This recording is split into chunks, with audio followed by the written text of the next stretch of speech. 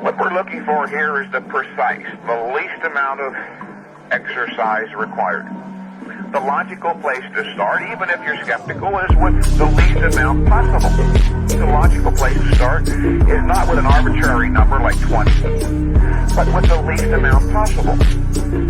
In other words, if one set doesn't work, you can't go any lower to find the least amount necessary. You can't do 0 sets and have a workout. If one set doesn't work, you could always go to 2.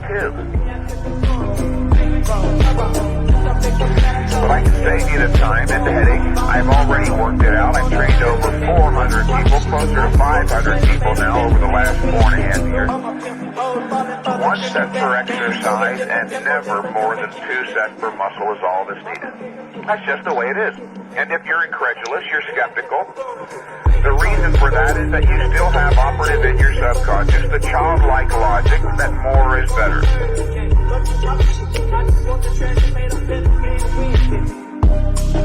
And if more is really better, as they imply, then why not do 200 sets? Why stop at 20? Where did they ever get the number 20 anyway? It's literally arbitrary. Remember, science is an exacting discipline. There's no room for the arbitrary in science.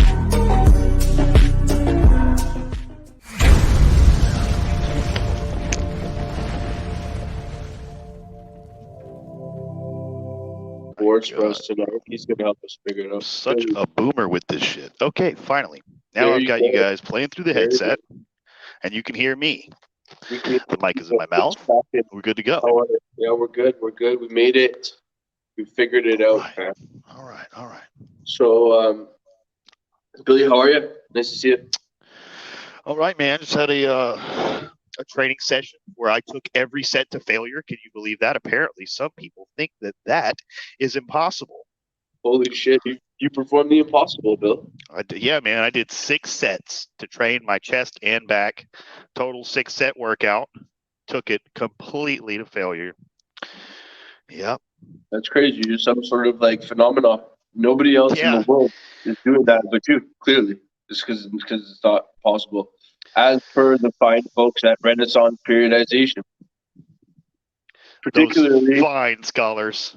Yeah, particularly the genetic specimen. I got to hand it to him, Jared Feather, who has a great physique. Claimed natty for a really long time before I personally believed that he was ever natty.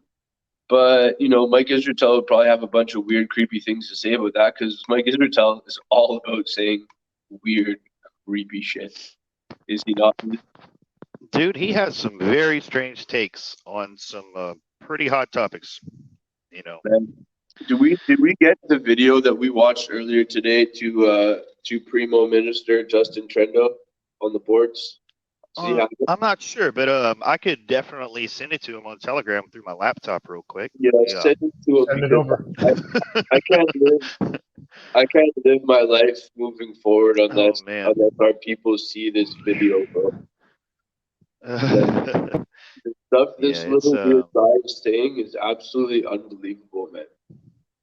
Yeah, it's nuts, man. First out, Mike Israetel, is descended from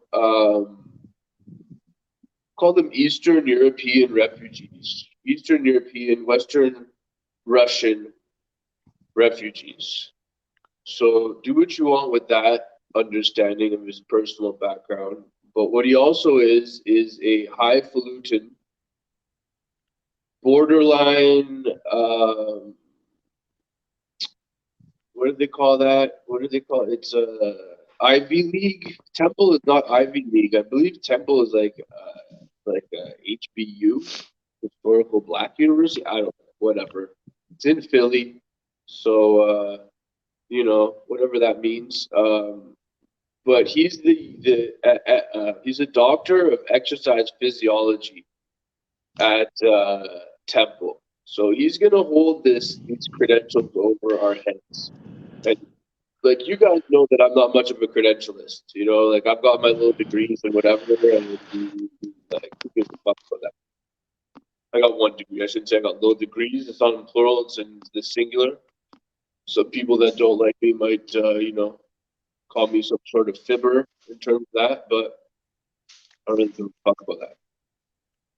But Huge deal.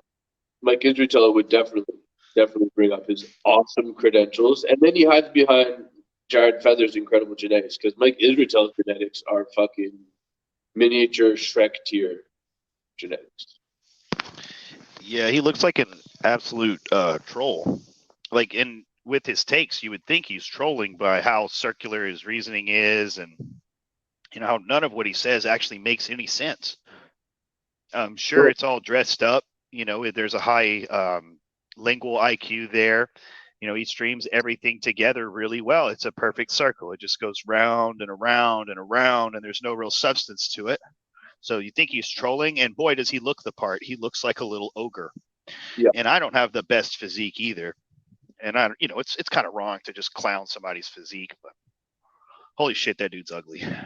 Yeah, dude. He's like if somebody, basically, like if Wolverine was portrayed properly as he's written in the comic books on screen, not to be a fuck man, but Wolverine is supposed to be 5'2" and super jacked, and that's pretty much what Mike Israetel is. And he's got a weird ridge in his dome where if you look, he turns his head one way, you can see one of the ridges. It's really weird. You'll see it on the video. But anyways, whatever. I don't like him. And I'll make fun of him, and I don't care. And to be honest, also, I'm being a bit of a dick, because he was kind of nice to me one time, and on the internet, did me a favor. And so, it's not that nice to be a dick to somebody who was nice to you in the past. I'm sure it's kind of probably a nice enough guy face to face. But he makes millions of dollars off people and tells them bullshit. So, it's not personal, Mike, whatever, but we're holding you to the fire tonight, big guy. And Jared Feather, you too.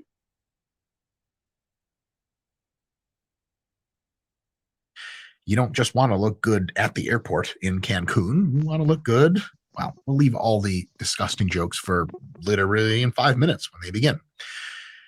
Mike, you don't look good anymore. I'm trying to start doing meth and heroin, pass out and overpasses. Clearly, that's growing your packs. You show up to the club and girls are like, "Hey, what's up? What are you up to?" You're like, she's like, "Oh my God, pack Morse code." And then I was going to do sexual things with my face, but that's not YouTube friendly. They look at you. You take your clothes off. They're like, "What are you doing?" You're like, "It's a locker room." And they're like, "Oh my God, I'm so sorry." But I don't know how to say this, but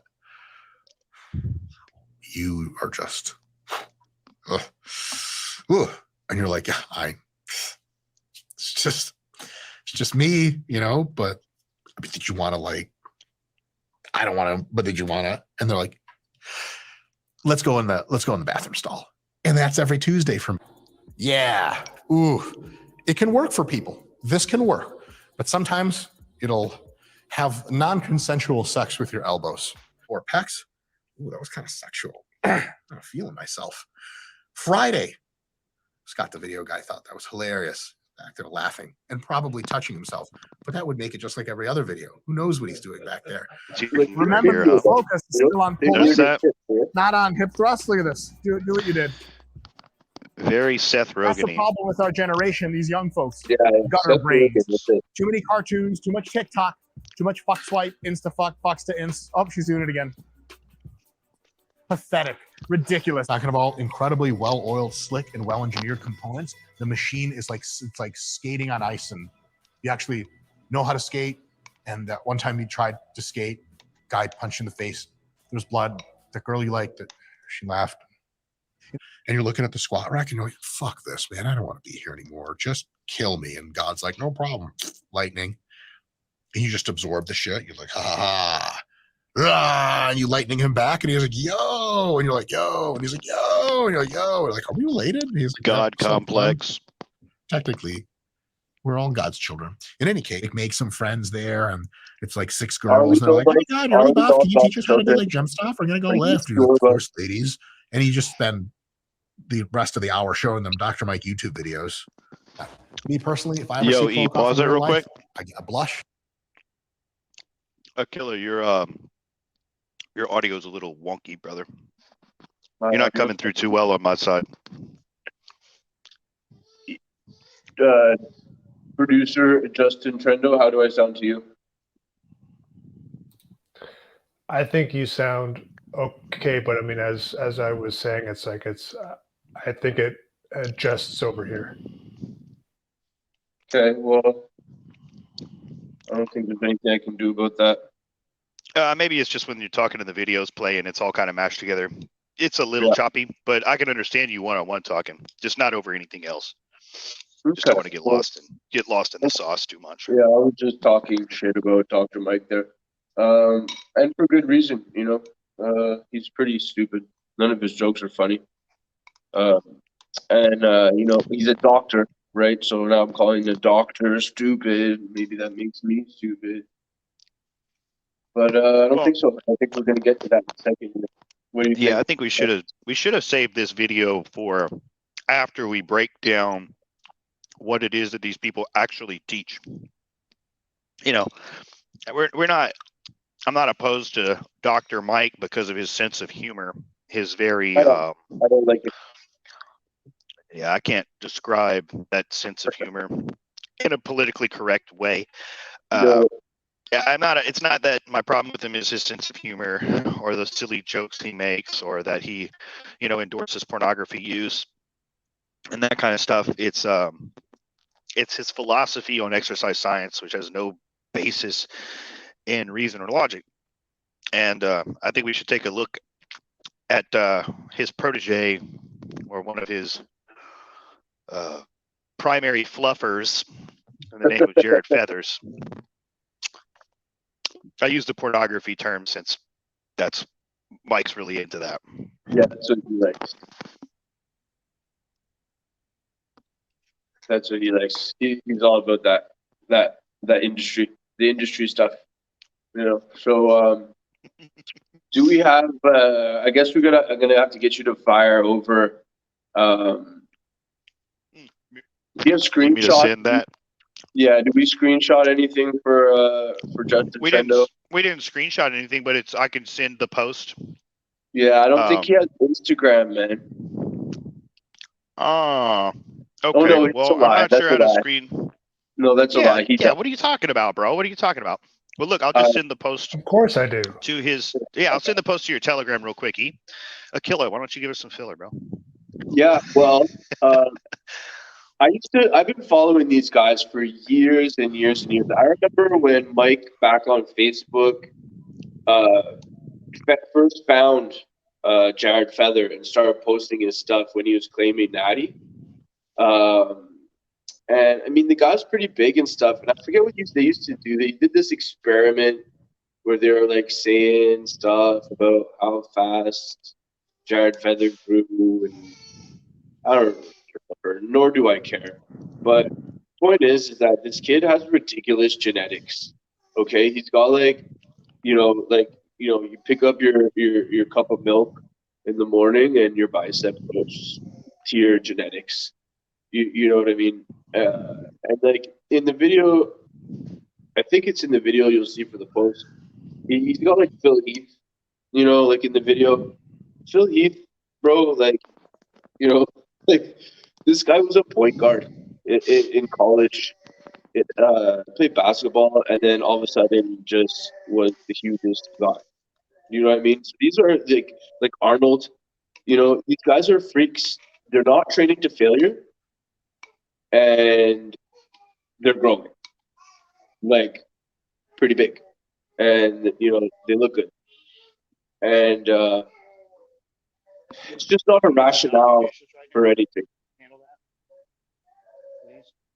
You know, it's not a rationale for an approach. So we'll see. We'll see what Jared Feather has to say, and we'll try to attack it. Yeah, just to enter in on that. Yeah, go ahead. Just to kind of chime in on that conversation. Yeah, it's like, well, you know, look at what I do because I look so good, right?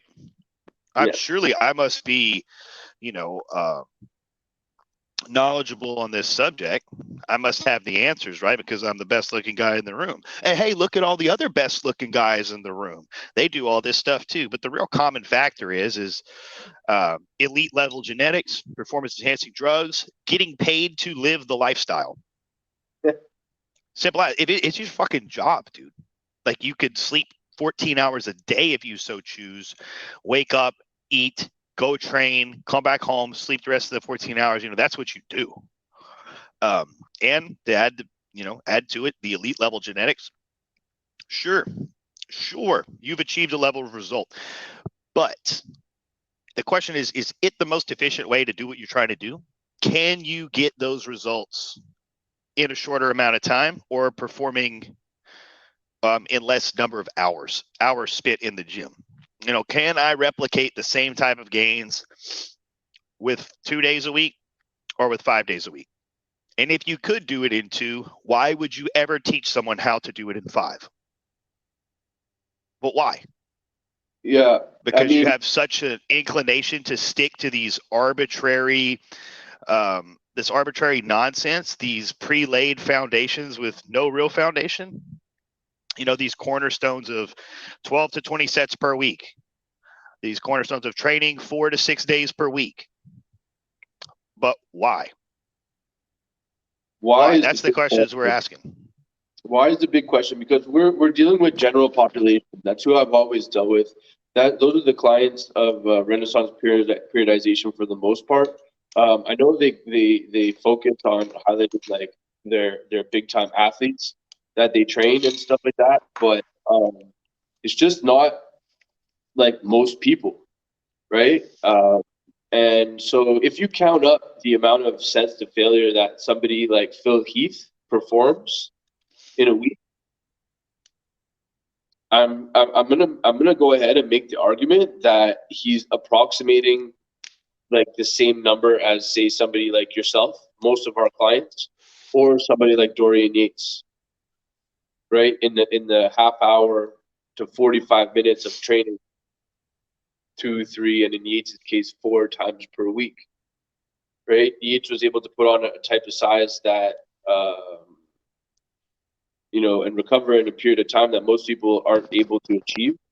And so then you get to the question of sarcoplasmic hypertrophy versus, I don't even remember what's the other kind of hypertrophy, Billy, the fancy name for it.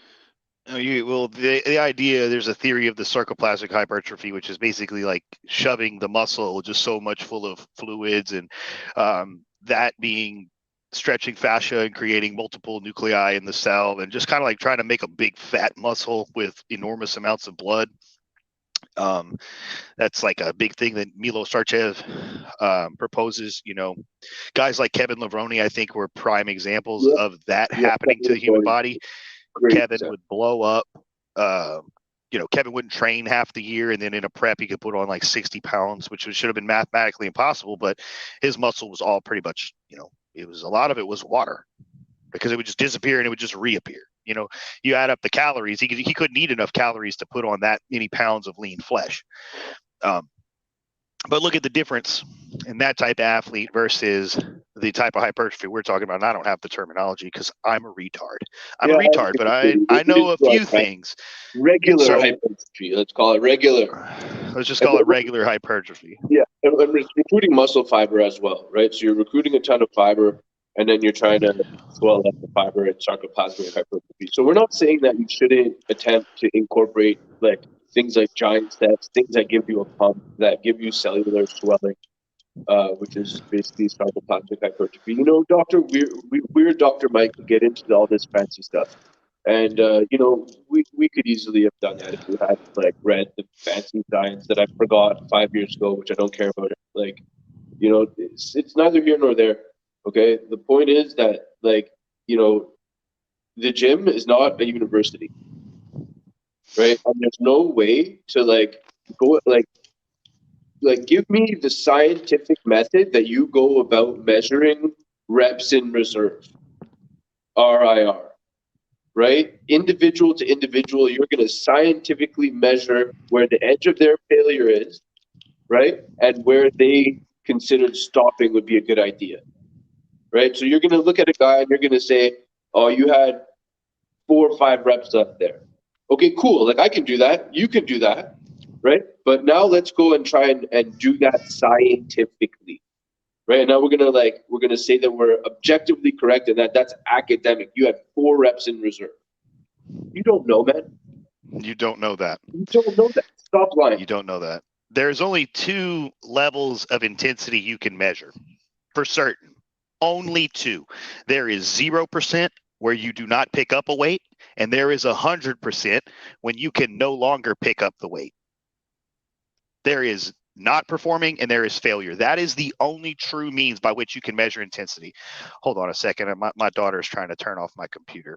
No Let me problem. put my mic on mute and handle this. Yeah, get her. So rate of perceived exertion is another one. So they have RIR and then they have rate of perceived exertion.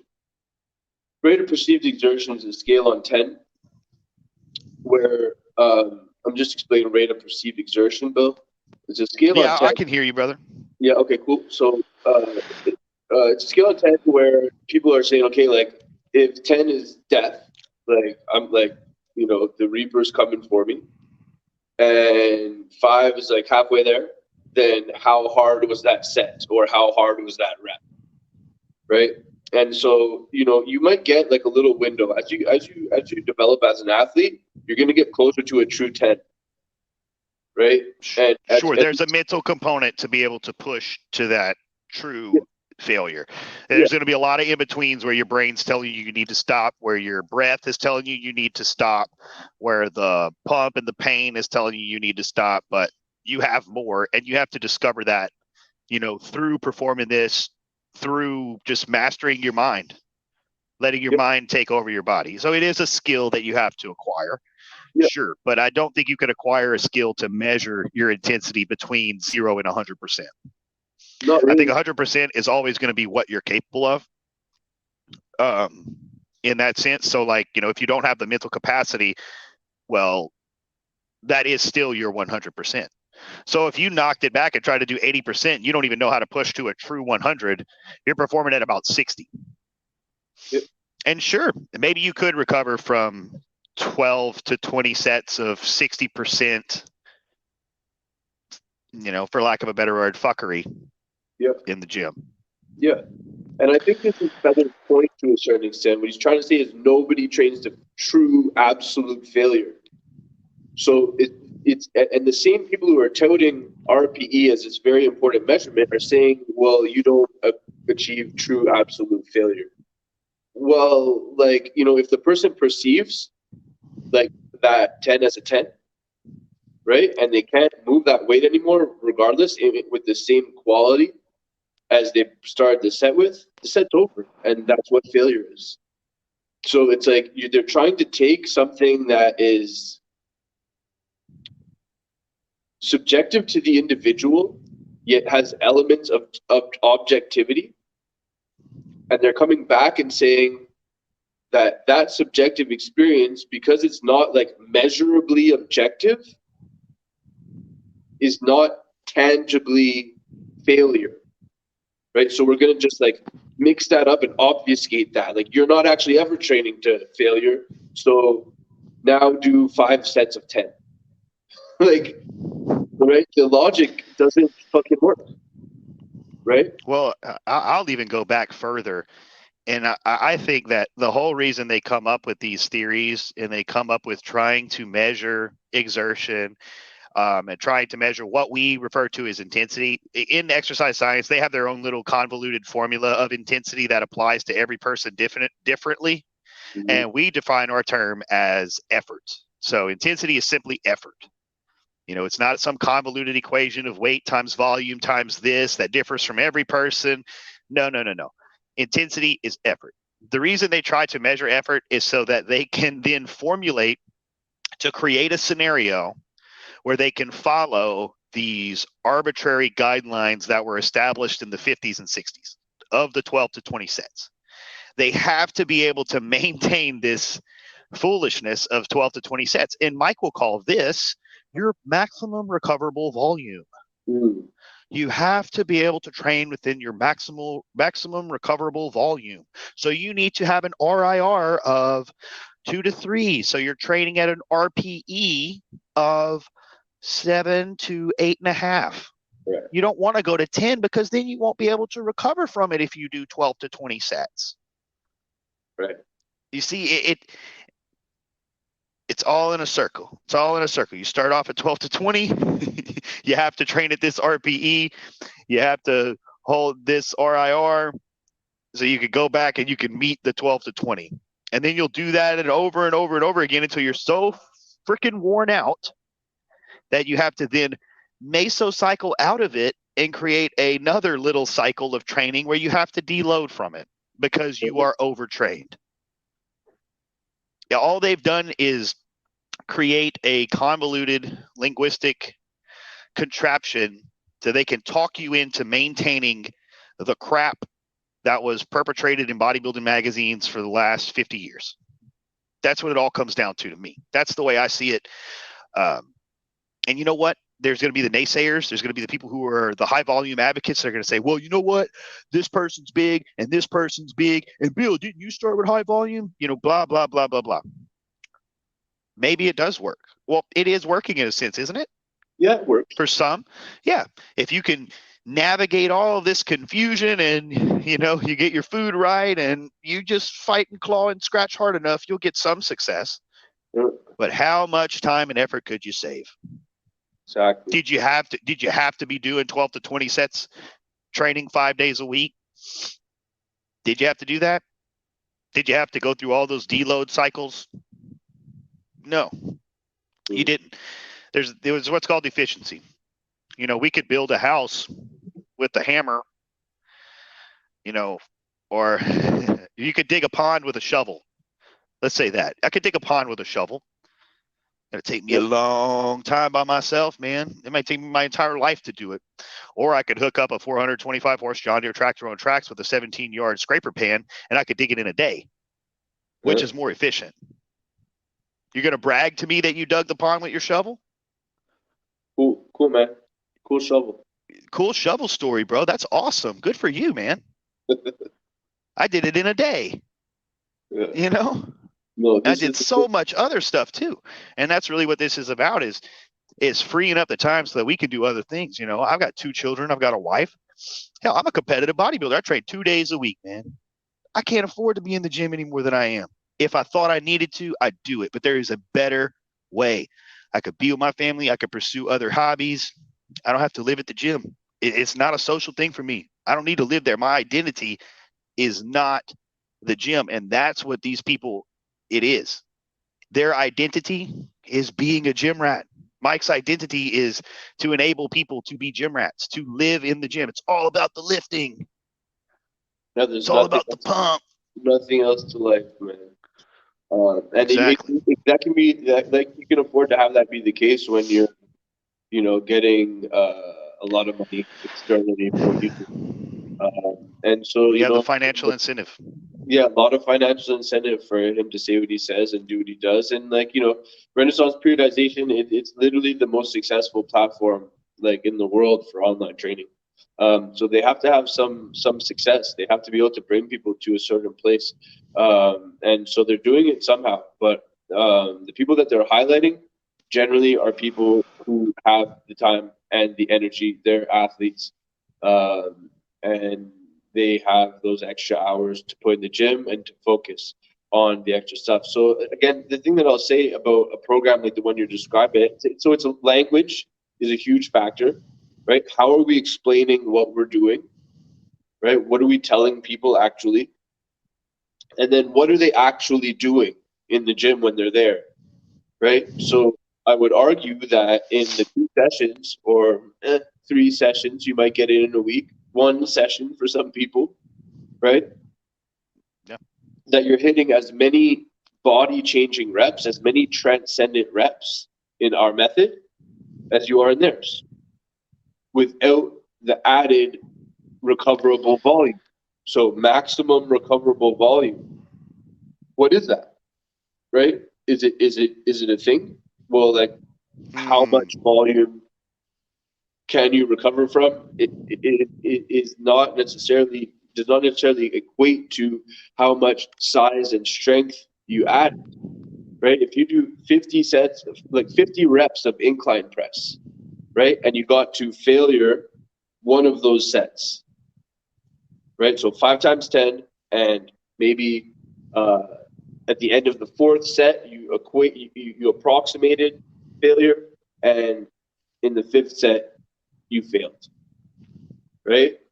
You just did 3 or 4 sets that you have to recover from that didn't change your body. Exactly. That did not push you to a place you've never been before. They did not require an adaptive response. They did No. not trigger your body to adapt to a stressor that it's never experienced. Can we get Primo Minister Justin Trudeau? Can we get the video from Feather back up on the screen so people can see the level Yeah, of let's play effort it he put in? full through with our explanation. Yeah, let's watch that. I want you guys to pay really close attention to what he does here. 10, that's impressive. 10 reps on incline bench of 3 plates. Watch how hard it was for him. Watch the bar speed specifically, right? From 1 to 10. You guys tell me, does the bar speed change?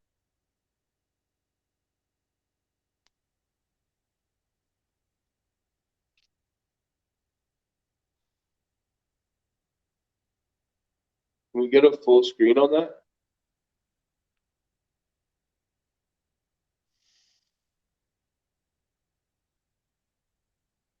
You guys can see that bar. Watch that bar speed.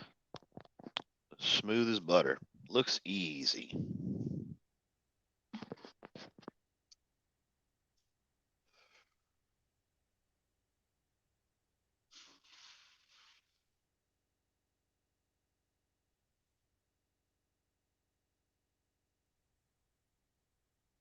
Go back. Let's watch that again that close. I want you guys to watch it again. Even look at Phil.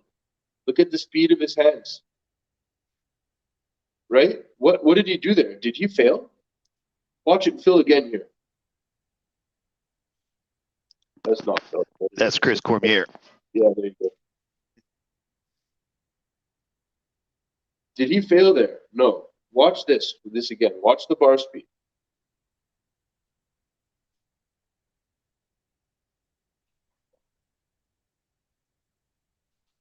Evelyn, please go to bed, love. You need to stay in your bed.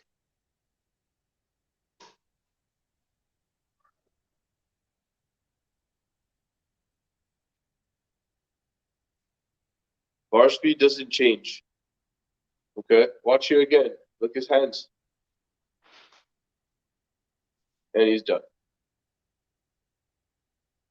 Right? So these guys are not getting anywhere near the level of intensity that's required in the video that you're seeing. And they're doing way more work than you need to grow. Very simply. I want to read what he says. I want to read what he says here. He says, today I'm going to explore some overly parroted assertions.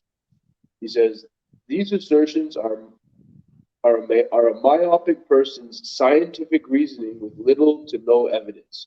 Okay, so it's an appeal to authority right out the gate. Okay, his authority is Mike, right? It's Mike, because Mike is like, he's a doctor. Okay, so he says they try to use made up empirical evidence to support claims and pretend they know how to read data. LOL. Okay, fucking nerd. Okay, nobody gives a shit about your weird abstracts. Brad Schoenfeld isn't jacked, okay? And you guys are all doing too much work. So show me a set to failure at the max weight that you can move for 10 reps, and I'll show you 5 or 4 sets you shouldn't have performed that you now have to recover from. Okay. I'm unsure these people are using sports science and physiology to come to conclusions. Okay, appeal to authority, great. Be a nerd in your dumb little school. Nor do they seem to know how to apply sports science to the physiological outcome of hypertrophy. Really? Really. Seems to be the old I'm hardcore and trained to failure crowd still saying this. I'll chat about the following assertions today. People who train with reps in the tank will not make any gains. Who said that? Did you say that, Bill? No, I haven't said that. I didn't say that. The thing is, right, if the one measurable that I think these guys are applying maybe correctly is RPE, is rate of perceived exertion. In a new trainee, when you're approximating what you believe to be failure, I cannot move that weight anymore. Like my myelin sheath and that movement pattern do not have a deep enough relationship for me to go find that quality pattern at that weight at 10 reps now, right?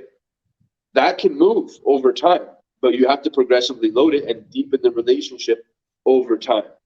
So at 10 reps, maybe you still have reps in reserve, granted, but the person grows from that, right?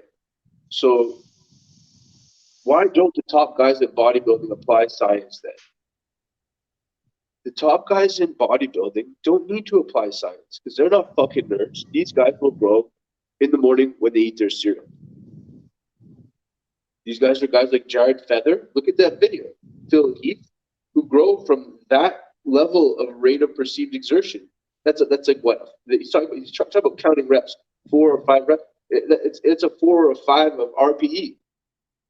Jared's bar path never slowed down, right? So it's like, dude, how hard are you working? Like versus how many sets you perform. Don't talk shit. Excuse me. I'm getting excited.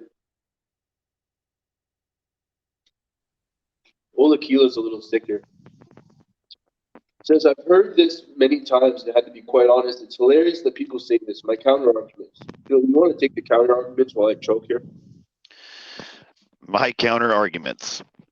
Top guys do use science to the best of their abilities. The top guys do apply scientific principles to their training, knowingly or unknowingly. Often it is knowingly as optimization of training. It is something that all these guys strive for. Now scroll back up, E. I don't want to go over that. E, you keep scrolling down, brother. I need you to scroll back up. Yeah, stay on 1. Top guys do use science to the best. Okay, well, my question is what is the science? Is this the science where they run experiments on keeping people from going to failure? And again, they don't even know you can't properly measure and scientifically measure failure. So like, what is the foundations of this exercise science? So they're using these parroted assertions that he's trying to quash at the beginning, or these are different parroted assertions? They're using his parroted assertions or my parroted assertions. So which is it? I'm totally confused at this point. This whole thing is confusing to me because it has no basis in logic or reason. Even these scientific endeavors in exercise science, quote unquote, so-called, they don't really have a true basis. We cannot measure true intensity. So these guys do use science. Yeah, they're using a lot of science. They're using a lot of nutrition science. They're using a lot of pharmacology science. And they apply all that. They do it knowingly to optimize their training, to optimize their recovery so that they can, go back in and do all this stuff again.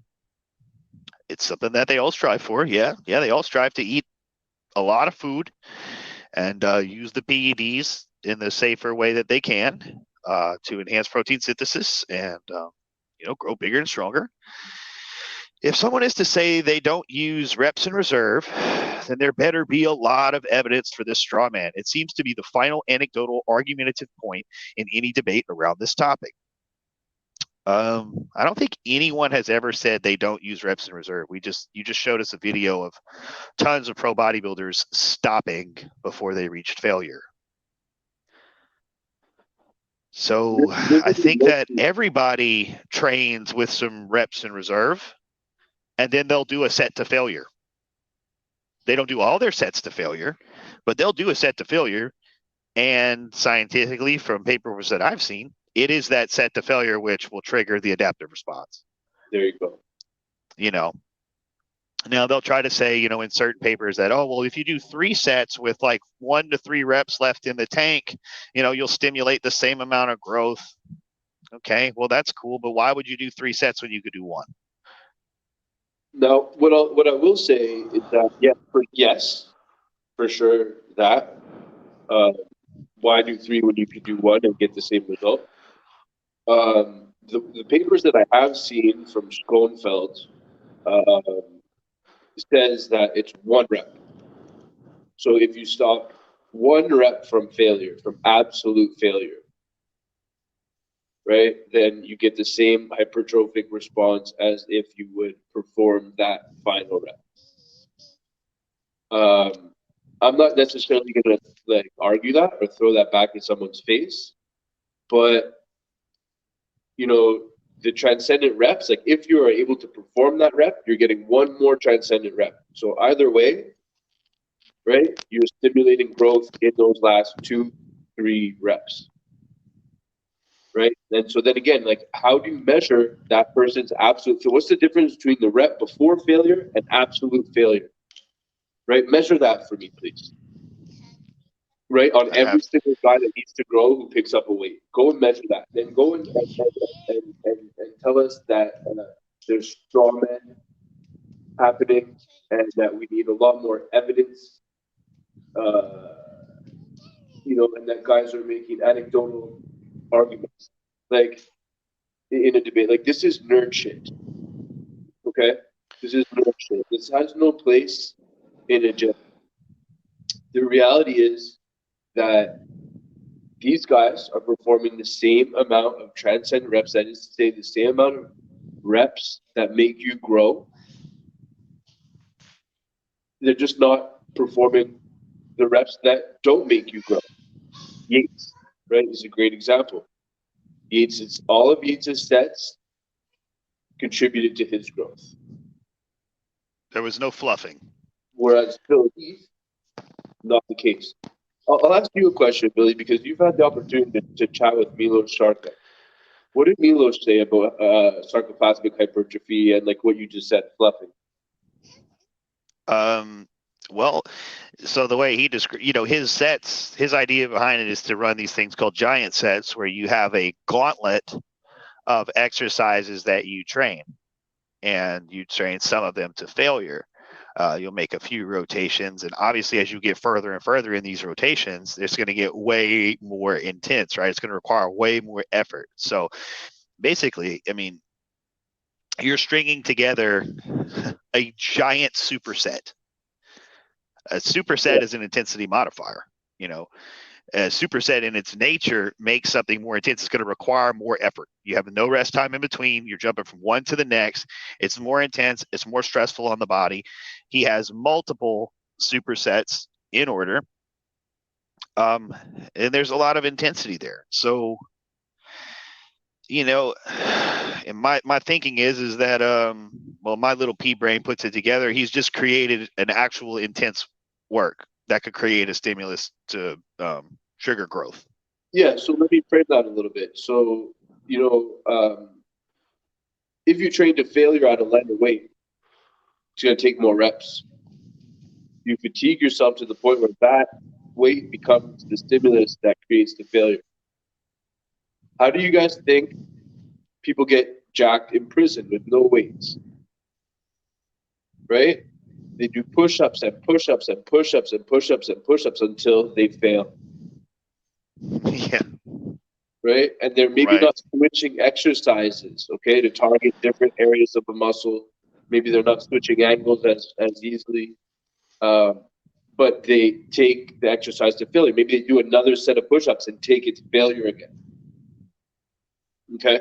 But, in a program like the one we might design, where you might hit incline press and cable fly as a superset.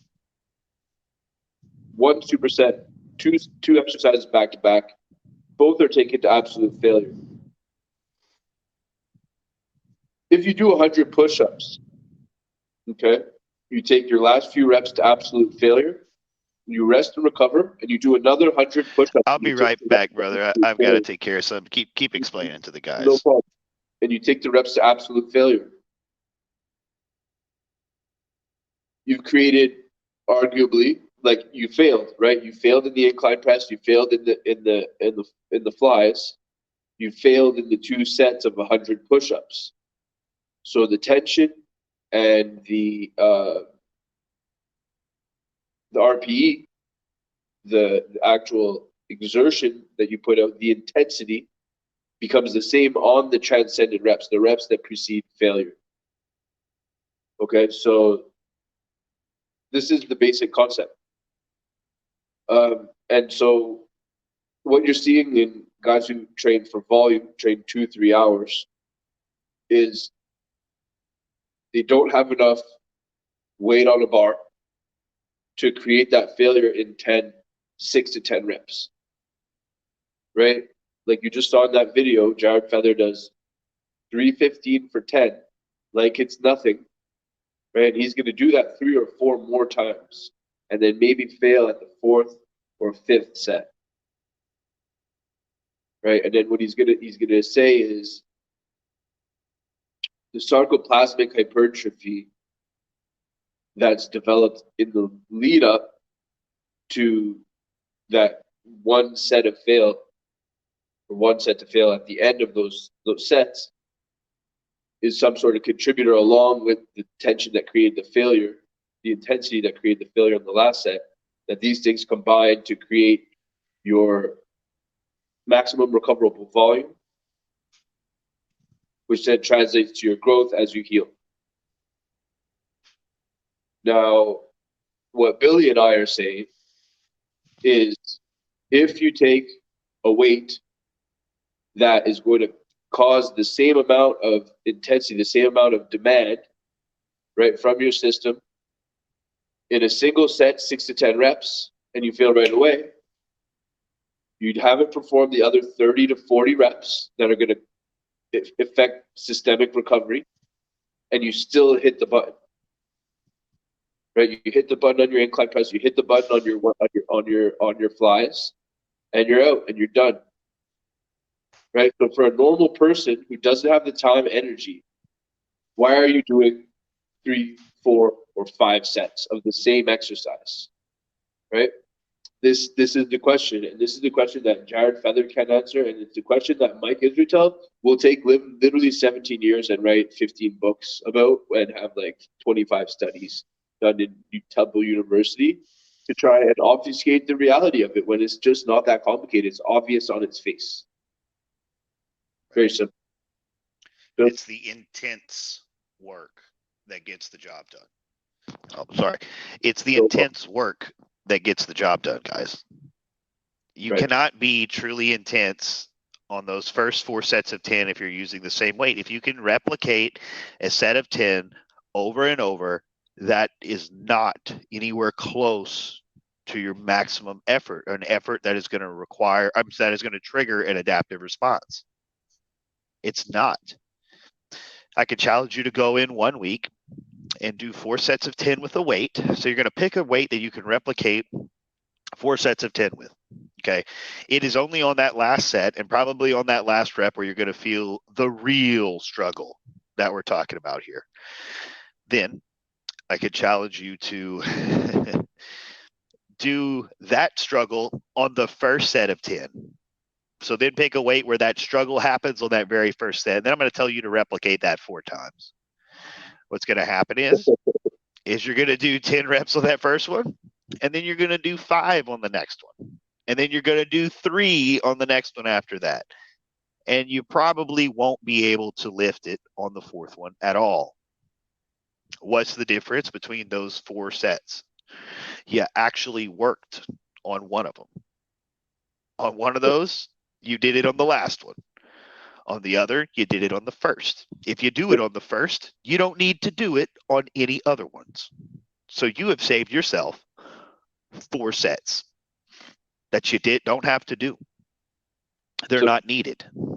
Simple. Really simple. Yeah. And how long did it take me to explain that? Right. How long did it take me to explain that, guys? Right. Billy and I don't have the funding from Temple University to go take those machines that you hook up to muscles and measure the amount of exertion, blah, blah, fucking bullshit. I've been doing this 15 years, folks. I fucked up enough to know, okay? I chose shitty programs and had clients overtrain, right? Enough to know. I had clients in the gym frequently enough, like with a high enough, like weekly frequency, 3, 4, 5 times a week. Train with me, it's expensive. What Billy and I are saying is not going to help our business, right? Yeah. It's not going to help people be in front of me more often, more frequently, right? But it's the truth. So guys like Jared Feather and guys like Mike Israel are in it to make you confused, okay? So that you show up to the gym. That you get more confused after you show up to the gym over and over and over, and you don't look like Jared Feather. God forbid you end up looking like Mike Israel, because then nobody can help. And you But- don't look like Phil Heath, and you don't look like Chris Corbiere, and you're not going to look like Branch Warren, and you don't look like any of those guys. And after, a few years of not even looking like you would like to look, your whole perspective on this thing is going to go south, and you may even quit. You give up, or or you pay a trainer, or you pay Renaissance periodization to do your diet, to do your 5-day-a-week program, only to have you hit the same amount of reps to fail as you would hit in 2 sessions if you just train heavy duty. Sure. Yeah, and I'll just Kelly gave his experience. Ben gave his experience on the matter. I've been training hardcore bodybuilding for the last 10 years. I always took sets to failure. Now, looking back, a lot of what I was doing was pyramiding up to a top set. Yep. I was acclimating myself to get ready for one all-out ball buster where I would give everything I had. Those were the sets I would grow. I did those sets every time I stepped to the gym. I went to the gym way too much, and I had way too much fluff in between. I stayed tired, bogged down, wore out for years, because I was forcing myself to do these things that were unnecessary. I was just doing more than was required. I was being inefficient. Did I grow? Sure. I built an excellent foundation.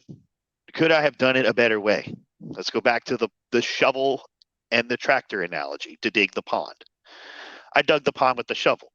Looking back, I realized I could have rented a piece of equipment, hypothetically, and dug it way faster and way better, or simply just more efficiently, and not had to be dumb. Simply put, just being dumb. That's what I was doing. Yep. As time progressed, I realized that, I had to do less and less because I kept getting progressively stronger and I could do more damage to myself. So I could only handle less and less of these sets to true failure because as he was describing earlier, I was developing the skill to really push myself to these different places. Like I could push my body to whole nother levels year after year after year. I was constantly, my mind and my mylar sheath was synced up. I could do real damage. Therefore, I had to take more time off. What happened was I ended up doing just 2 sets to failure per movement, and I do 3 or 4 movements. That's a lot less volume than a lot of these guys are talking about. It was still too much for my body to handle. I was beat up. I could progress for 4 to 8 weeks, depending on how I had my exercise selection. And then I would have to deload. I'd have to take an extended period of time off. If I was supposed to, but with the mentality I have in training, I would always push too hard. I would just grab lighter weights and then go to failure using a lighter weight. Right. As I never really deloaded. I didn't lower my intensity. I just lowered the weights and did the same level of intensity with effort. And then I would get dinged up. I'd stay injured, beaten, bruised, banged up. And, started getting smarter. Like, okay, well, it only takes 1. I'll do 3 sets, every other day, training 4 days a week, do about 3 sets a session. okay, this is going pretty gravy, man. I feel way better, making improvements, beating these log books, write it down, getting my data, knowing my things are working because my logs are moving forward. Then after a while, things started to stick. So I said, hey, you know what? I need a little more recovery time. Let me spread these days out more. Oh, there goes the progression. Takes off again. And now I'm down to training 2 days a week. 3 sets about per muscle group. A little more on legs because there's a lot of different muscle groupings on the legs. But yeah, it's I had a very similar experience for myself as a lifter. Very, very similar. Frustrated because the amount of gains that I left on the table over the years was significant. And the amount of time I spent in the gym, although I worked in gyms, so I was in a similar situation to Mike, where it's my livelihood. I'm in the gym already, right? And most people don't have this luxury. So, you're trying to make the general population feel like plugs for not being able to be in the gym 2-3 hours a day. And then what do they need? Well, they need your advice. They need motivation. They need Jocko Willink telling them to wake up at 4:30 a.m. or they're fucks. They need yeah, telling them that there's the bitch in them, right? They need to conquer the bitch in you, right? Like the tradesman, right? That goes out and busts his ass for his family every day, right? Is like there's a bitch in that guy, right? So they don't have a lot of respect. These guys, in my opinion, they think that like whatever's coming out of their mouth is like the gospel, right? It's like that's the word of God, right? And it's very condescending, ultimately. And a lot of people will say that about Mike Menzer, that he sounds condescending, that he sounds a little bit, obtuse arrogant and arrogant. And the reality is that he's reacting to the arrogance that he sees out there. He's matching it, right? Because he's correct. And there's only one way to deliver the truth, right? And and it sounds the same as when somebody is lying confidently to you. Those two things sound the same. So how do you figure out who's telling the truth and who's lying? Well, you got to trust your gut to a certain extent, because the things that are true on their face are very clearly more true, right? And if you go and try both and you see the difference, you experience and live the difference, then you're going to know, So we're not saying take our word for it. That's the other important thing. Go try it. Go prove us wrong. Go in the gym and hit those same amount of reps and sets that Phil Heath hits or Jared Feather hits, or 2-3 hour sessions like Arnold 6 days a week, and tell me how you feel in 6 weeks. Yeah. Right? Yeah. Maybe Tell me you what put measurable. I want you to tell me what measurable progress you made. And I want you to tell me how you measured it. That's what I want to know. You could lie about your feelings. Oh, I feel great. You could be run down. You lie about that. I want to see the data. Where's your data? Where's these guys' data? How are they tracking their own progression? Yeah. They really moving up 5 pounds at a time on those 5 sets of 10? Are you really? Surely. Now you're going by how you feel that day. Today I'm going to do it the 70s. I'm a little more tired than I was last time. But hey, I put in that volume. That's what it's all about, right? Right. You do that over and over. Yeah. What we're teaching you is you're running this experiment. You got a mission. Every day you go in the gym, you're going to beat the logbooks. If your infrequency is set up right and you ain't doing too much volume, you are going to beat those numbers. When you beat those numbers with the same control variables of the same movement speed, the same bar paths, that sort of stuff, you keep your sets consistent from session to session, and you beat them, you adapted. There ain't no question that you recovered. You didn't went beyond recovering. You adapted to the set, and you outperformed your previous. You got that in a book. For certain. That's why my clients love this stuff, because they can see their progress and they know exactly why they progressed week after week after week. These other systems do not provide that information for you. You're You're going back to the appeal to the authority. This Because is it. such and such told me that this is the right way to do it. And I'm going to do it for 6 to 8 weeks, and then I'm going to mesocycle down. I'm going to lower my volume, and I'm going to do that for 6 weeks, and then I'm going to up my volume again, and I'm going to do that again because such and such told me. Yep. I'm telling you to make adjustments. You know, I'm making adjustments to the plan based on the data I collect. Okay, you failed some sets. Well, I might take this exercise out, and you're going to have an extra day of rest in between. Let's repeat and see what happens. Oh, you started progressing again. Well, I ain't changing shit. I don't care if you want to do more volume. You know, if you want to, just fire me, you know, and go about your own way. You got it figured out. You know, or you can keep seeing this unending progress that you like so much.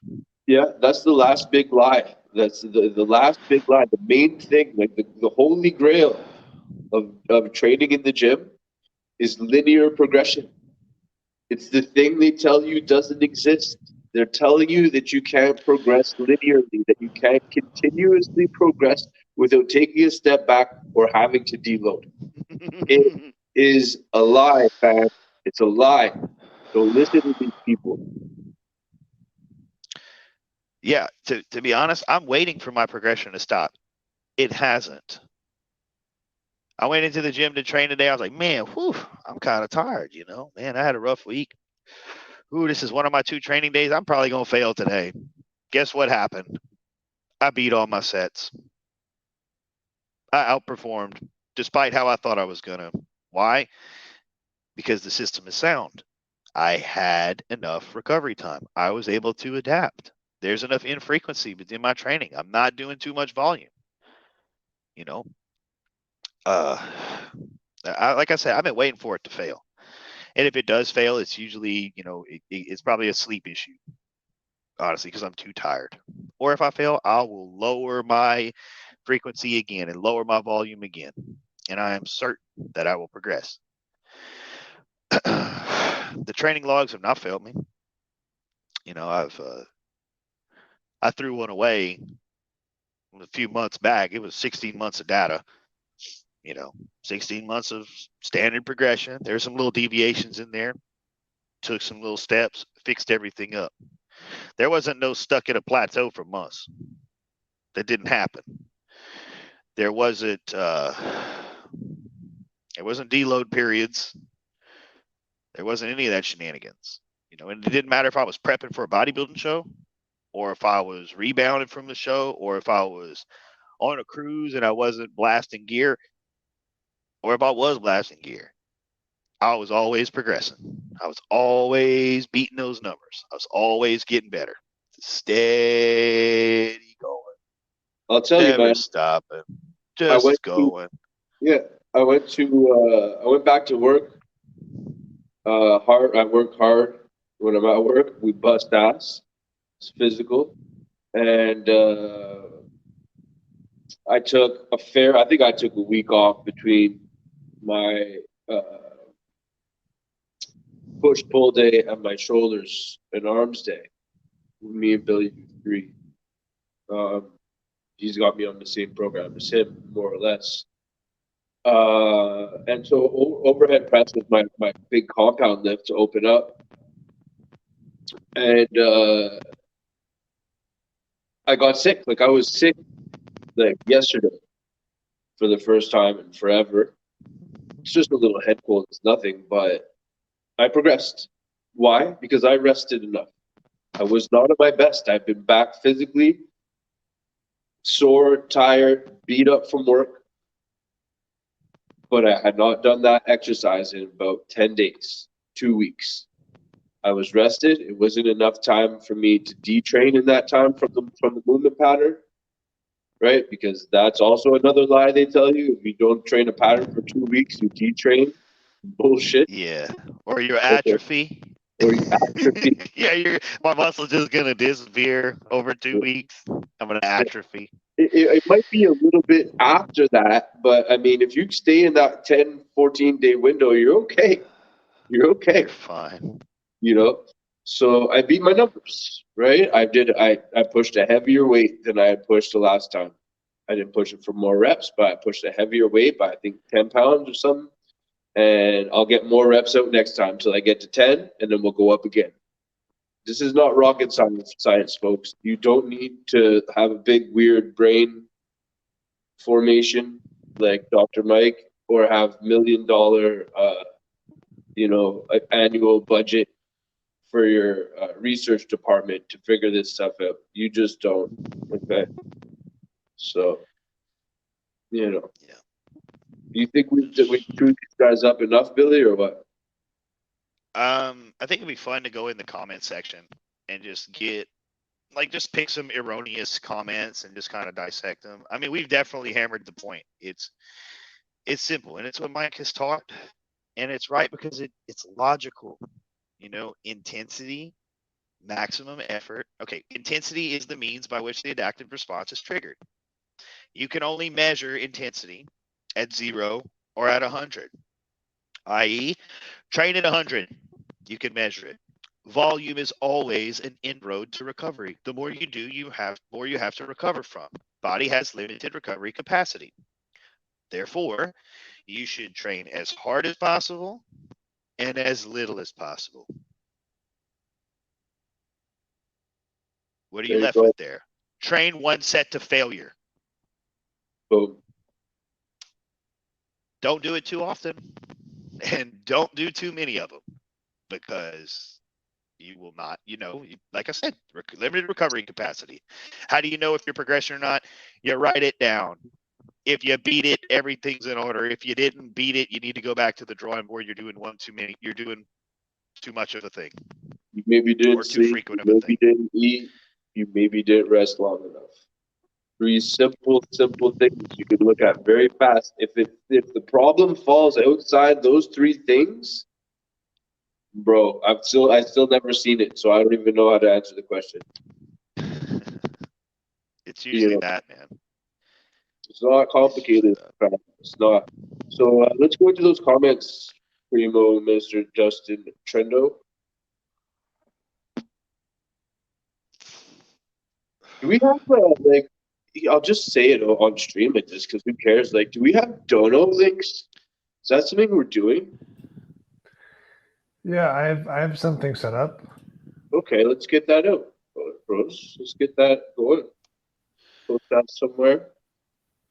Let's get it rich, you guys. If you liked what you heard, buy some baby formula for me. We want to be rich like Dr. Mike. Okay? Yeah, we want to be rich like Dr. Mike. Yeah, the reason we're going after Dr. Mike and shitting on his little rotund, little strange-looking ass is because we want to be rich like him.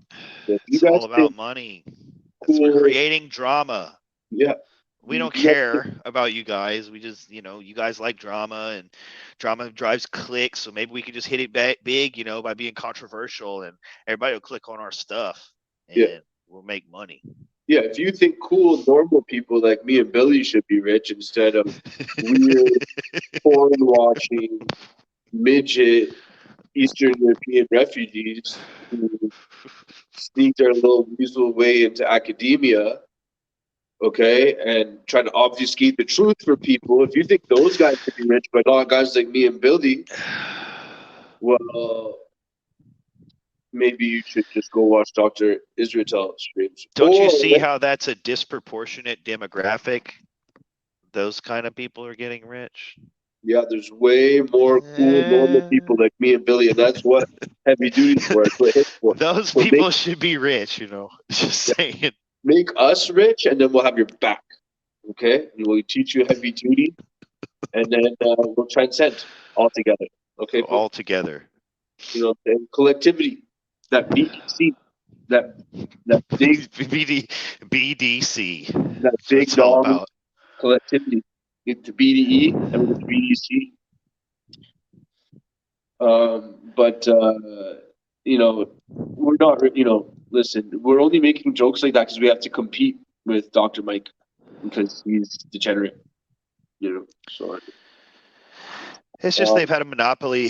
They've had a monopoly on this information for 50 years, and Mike is just the next step of dressing it up and putting nice ribbons and packaging on it. Before it was in just simply magazines, and it was because a guy won, you wanted to read what he did. And because he won, you did what he said. Thanks, Joe Weider. Thanks, Joe Weider. Yeah, right.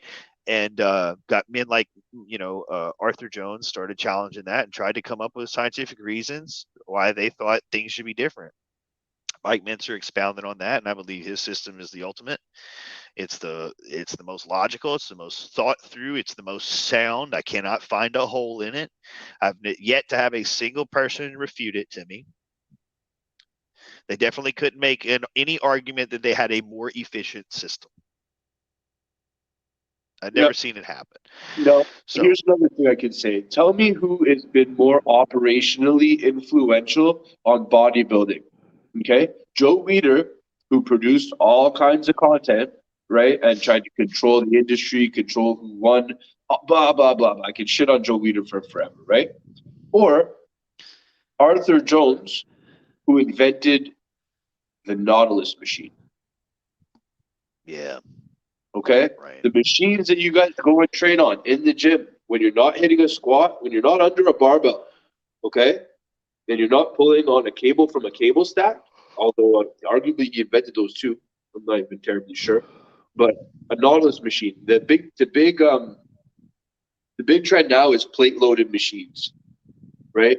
These concepts are expansions on Arthur Jones's approach.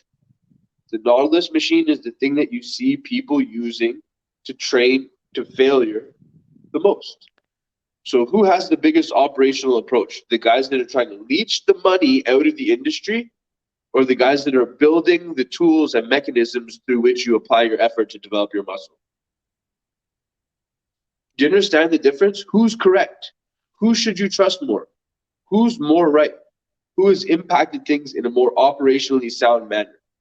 Okay? It's not the people who are trying to obfuscate things, right? And mess around with what the truth is or isn't, right? It's the people that create the tools and use the tools. Do you understand? How do you know who's correct? Go get your ass in a Nautilus machine, put the heaviest damn weight on there you can find, okay? And move that until you can't move it anymore. And watch what happens to your muscles, okay? It's not through picking up a Joe Weider magazine or signing up to Renaissance periodization where you do 10 times as much volume as necessary to grow your muscle that you're going to find out the truth. It's through you and how hard you hit that Nautilus machine, how hard you hit that barbell right here, right? You see that above my head? Yeah. That's what I'm saying.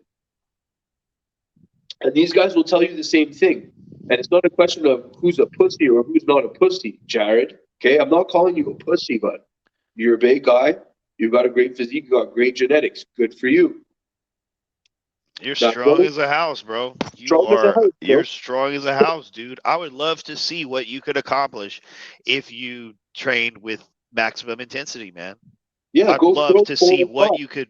Yeah, man, I'd love to see you do it. And I'm not saying don't try to do any triples or anything. I don't want you to get injured, man. Stay in a higher rep range, but let's see what you could do with 12 reps. Let's see what 12 reps, true failure, maybe assisting you on the last rep. I want to see what you could put out, man. I bet it would be phenomenal. And I bet you would I bet if you just did one of those and you took some time off, bro, you could come back and do even more. Yeah, dude, prove us wrong. I think you could do more every week, bro, or every 2 weeks. I think you could do more and more. I think you could get reps on that shit every time you stepped in the gym. That's it. Prove us wrong. Prove us wrong. Anybody can go prove us wrong. It's easy. Go in the gym, work too hard, and do too much volume and see what happens. Right. Or vice versa. Train one set to fail and see what happens. Yeah, I'm proving you guys wrong. Yeah. I do it every week. I have the data. I have my clients do the same thing. I train. I trained 2 to 3 sets. my MRV is 2 to 3 sets at 0 RIR RPE 10. Yeah. So what's science? Right? What's science? I know it is. Data.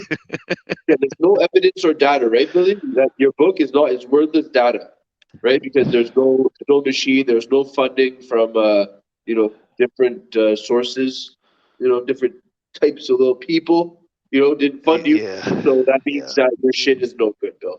We kind of just got to throw that. That's anecdotal, Bill, and you're straw manning people now. You have to appeal to authority. Yeah. It's anecdotal, and I'm straw manning them. That's Yeah. fucking funny, dude. Am I parroting? What is it? What do you say? Yeah, I'm parroting some parroting false assertions. assertions. Yeah, you're making assertions and you're parroting. Parroting assertions. Fuck off. Jeez. The comment section is really what really blew my mind on that. I want to open it up on my page and I'll just read a couple comments and we can kind of close out the show because we've been going on for a minute about this.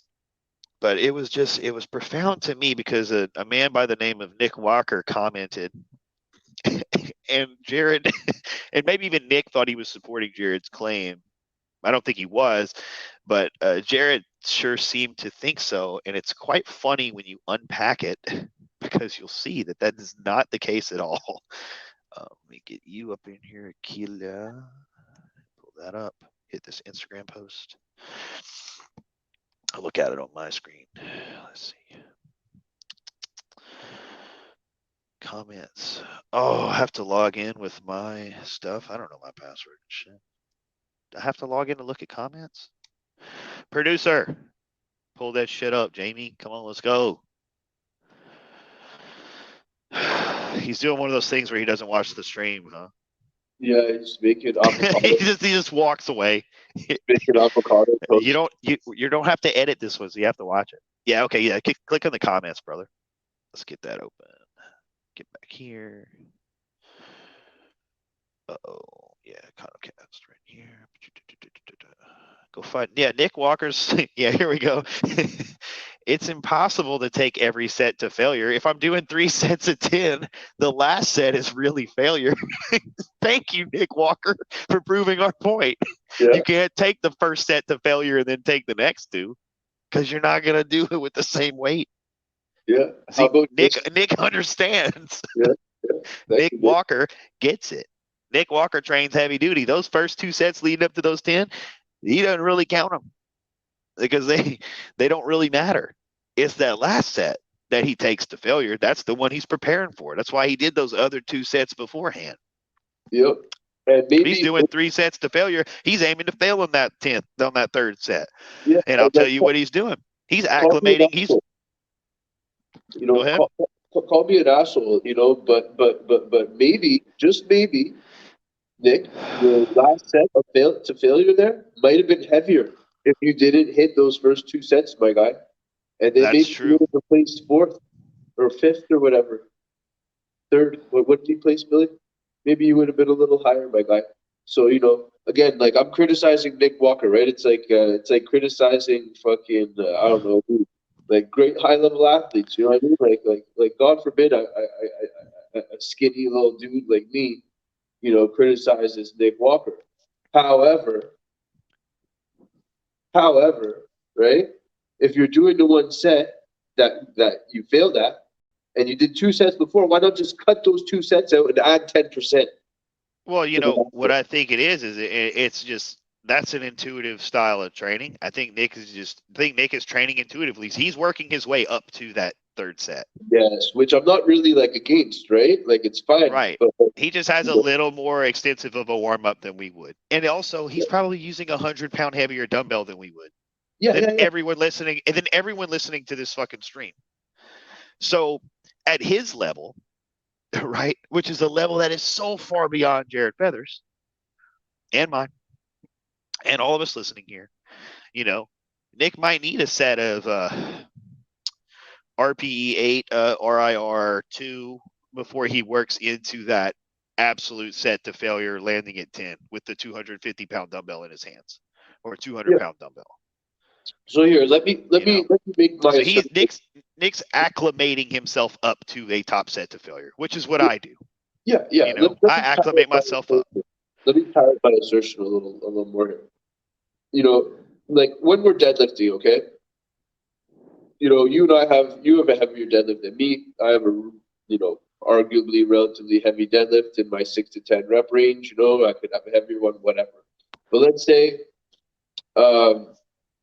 say I'm going up, I'm not skipping, you know, maybe I'll skip ahead 50 pounds, but I'm not skipping more than 100 pounds, right? So, you know, maybe I'll go, you know, up late, 225, 275, 315, 65, right? Or whatever the math is on that. What's 50? Yeah, 365, right? So, and then, so whatever you have between 365 and, you know, your 425 or whatever it is, you're not doing full sets there, right? So what I would do with Nick, and now I'm literally saying this so everybody can laugh and fucking whatever. I don't give a shit, right? If Nick is pushing 250-pound dumbbells, right? He could push 100s for 2 or 3 reps. He could push 150s for 2 or 3 reps. He could push 185 for 1 or 2 reps and hit his top set. And he's going to That's get a how lot. I would do it. Yeah, he's going to get a That's lot. how exactly how I would do it. Right. He's going to get a lot more out of that top set by not making himself tired with 2 full sets of 10 reps leading up to that. That's the point, right?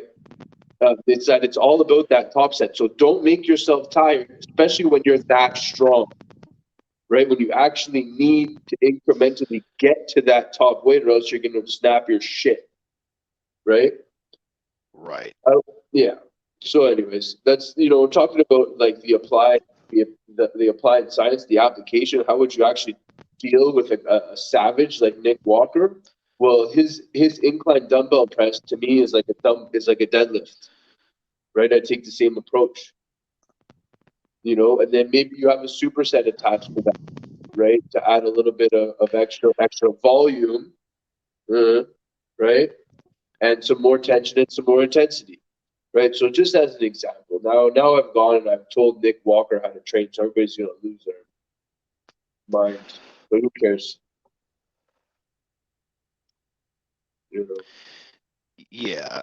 You know, I think, yeah, that would be a little bit more of a efficient way to attack things. And he could definitely save himself a lot of energy to exert on that last set. But I think the point is Nick understands that there has to be one set to failure. That's right.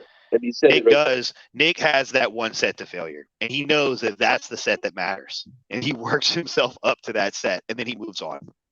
Yep. He's not banging out 3 sets of 10 with the same weight. Yeah. Yeah. He's working himself up to a max effort set. Yeah.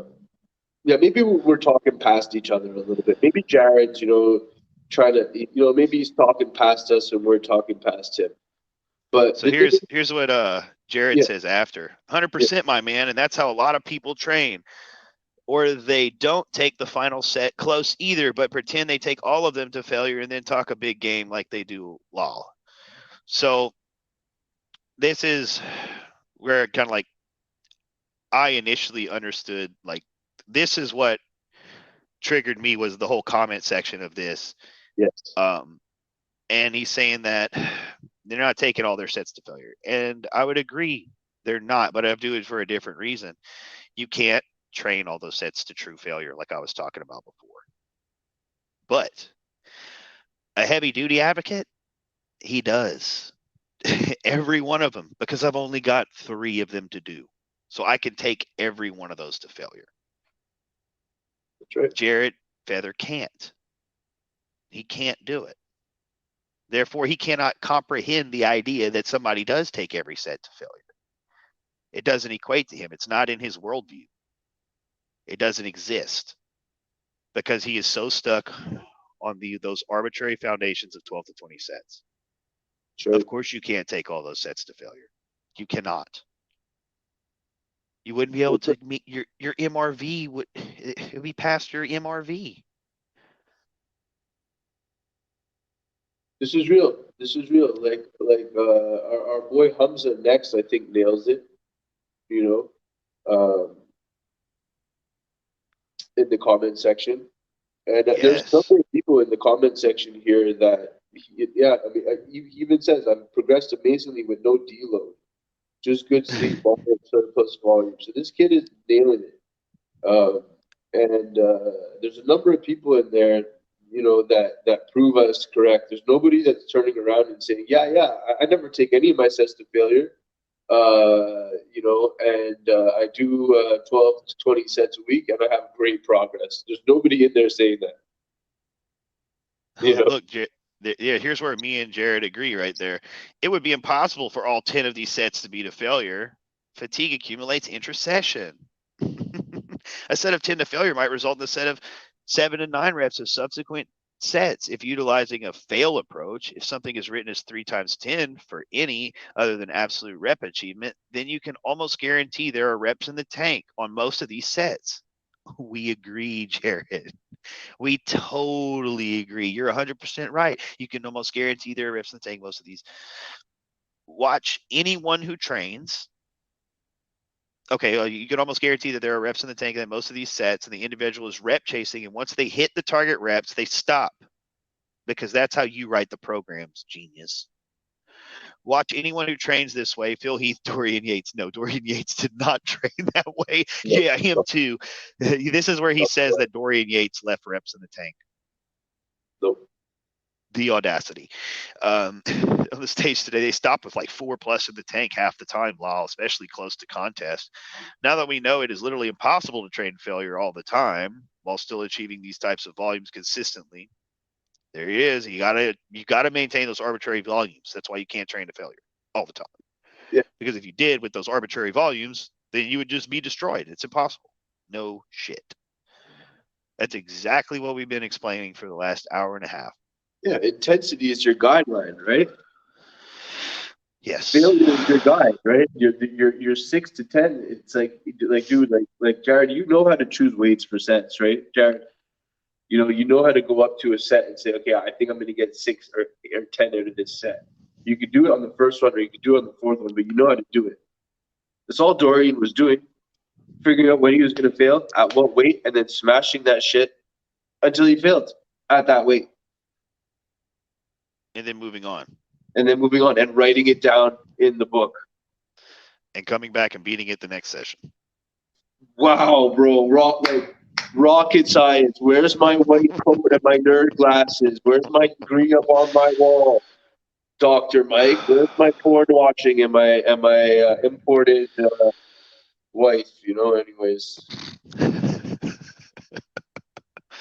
Yeah, it's so funny that, we're completely in alignment. Like, I'm completely in alignment with Jared Feather on this comment. It's 100% in alignment. No, you can't take all those sets when there are 3 sets of 10. Because you'd have to use a lower weight each time. So to make it match on paper, you can't train to failure. Right. So everything you're writing on paper is foolishness. We don't need it. All we need is 1 set to failure, write it down, come back and beat it again. If you didn't beat it again, you need more rest time. It is not rocket science, man. Not rocket science. But at Temple University, they got a whole department with a lot of funding. And they got to justify all that money. So, Yeah. You know why all those top pros and everybody else stops with 4+ reps in the tank? Because somebody wrote down that they needed to do 4 sets of X. So in order to do 4 sets of X, they had to manipulate their intensity to maintain it. We're telling you not to manipulate intensity because the only true measurement of it is 0 or 100%. Give 100%, do 1 set, try to beat it the next time. Let that determine if you've adapted and recovered. We spent an hour and 30 minutes having fun, explaining this over and over again every way. That's the possible. thing, man. It's like we could ultimately you end up just sounding like an asshole because it's overly simplistic. Yeah, I do feel like a doucher. I feel like I know it all. Yeah. Right now, I'm somehow wrong for that. Yeah, I'll double down on that, just like Daddy Mike used to. I'll double down. I don't care. Hate my guts, everybody. Hate our guts. Go prove us wrong, you dummies, and stop adhering to this type of thinking. You know what I mean? You're literally thinking backwards, right? And then you're telling everybody, oh, no, if you don't think backwards like me, you're dumb. okay, I'll just continue to parrot my assertions. You know what I mean? I'll just continue to parrot my assertions. I don't mind. So do you want to get to some of the questions that we had from the boys? Because Yeah, man. Let's these are nash close through to some death. of those. I was gonna answer them yesterday, but they just gave so few that I decided to just hold off for the show. So let's see. I sent them to you, and I'm in your chat now. So let's see. Move this out the way. Oh, this lighting isn't doing me any favors, bro. I feel small as shit looking at myself on the screen. I feel jacked in my Nike. I should have wore a big hoodie. Could have Yeah. felt big. That's it. I feel really big in my hoodie, man. Let's see. I think I'm scrolling too far. There's a question in the YouTube chat. Oh yeah, we got Gator. Gator asked said, any lifting tips for dudes with fast metabolism? No, there are no lifting tips for dudes with fast metabolism. There's only eating tips. There's only eating one tips, way the human body works, bro. bro. Eat your face off. Plus, Gator, listen, you don't have a fast metabolism. You don't. Okay? You just don't eat enough. That's it. Yeah, brother. It's a hard truth, and then you're gonna say, man, well, I eat a lot, and No, you don't. Dude. brother, if you're not putting on weight, you're not eating enough. Yep. If you're following the guidelines that we laid down earlier, you're training your sets to failure, you're tracking them, and you're beating them. Just eat more food, brother. That's what you got to do. You got to eat. It sucks. I never want to eat. I'm never really hungry for food. I can be physically hungry because my body's like, hey, give me more. We need more. You know the drill. I don't want to eat it. I'm so sick of eating. I can't wait till I retire from bodybuilding in 7 years so I don't have to eat like this anymore. So there's your answer, bro. That's real, yeah. And then just lift heavier weights if you're not hungry, right? Like Bill, when are you ever hungry? It's like after you like crush the session, right? And you wait a little while. Yeah. Right? Yeah. The next day, if you don't eat quite on time or whatever, you get hungry. Yeah, that next morning will be a real bruiser. Yeah, that's when that's what drives your hunger, right? Is the amount of intensity. That's how you know you got your anabolic thing going on, right? Is the amount of intensity you put in the gym. So bust your ass and you're gonna see your body wants food, my dude. Go eat it. Right? Okay, here. Better to have your macros tracked, your numbers kind of laid out, your targets, and especially if you're struggling to eat the amount of food you need to eat. And then also like have your supplement regime kind of pre-planned. You know what I mean? So there you go, Billy. Give me that. Yeah, that's what I'm talking about. I didn't see if it was still there, man. Yeah. No, it's not too flat. You're not too flat, bro. Don't worry. Yeah. But yeah, you have your supplement regime pre-planned out, right? And if you listen to Physique Friday and you listen to our boy Beef, then you're going to get your supplement regime all set up. You're going to get your macros all set up, and then you're going to lift hard, and then you're going to grow. So that's how that works, bro. Okay, so here, I got the questions right here. Why no sauce? Because empty calories? Yeah, pretty much. I mean, most sauces are going to be full of seed oil and sugar, and not good sugar, like high fructose corn syrup. So I just, sauce is extra virgin olive oil because it's an essential fatty acid, and that's good calories. So that's about the only sauce. That and butter or the drippings from a steak. Pretty much the only sauces I'm really hitting. Unless I'm like dieting super hard, then I'll put sauce just to like try to make food taste better because I'm only going to get to eat a certain amount and I'm going to be hungry after I eat it anyway. So let's try to make it enjoyable. And then that's all like calorie free sauces anyway. So not sauces, not boss. All right. What is the most slept on recovery tool practice in your opinion? I want to hear your opinion on that, Ben. Most slept on recovery tool / practice. So the hint is in the question, buddy. Is sleep. Slept. I agree. It's sleep, my guy. And this is I guess maybe people talk about it a lot. I don't know. Everybody that talks about sleep says that sleep is the most important, but it's like let me try and frame this. Try and be in front of the camera. Let me try and frame this for you properly. Sleep is like all of it, and then everything else is like this much. Yeah, that's Food when you're is gonna. like a little bit. It's like a little bit more. That's it. Yeah. You know, if I'm gonna be Much as gruff about it. As much as I detest CrossFitters, they sure do put their bodies through hell. And you really need to recover from all that hell if you're going to do more CrossFit the next day. And the best CrossFitter in the world at the time, Rich Froning, said that if athletic organizations understood how impactful sleep is, they would ban it as a performance-enhancing drug. Yeah. That was his statement on the matter. So yeah, sleep, man, good quality sleep is so important.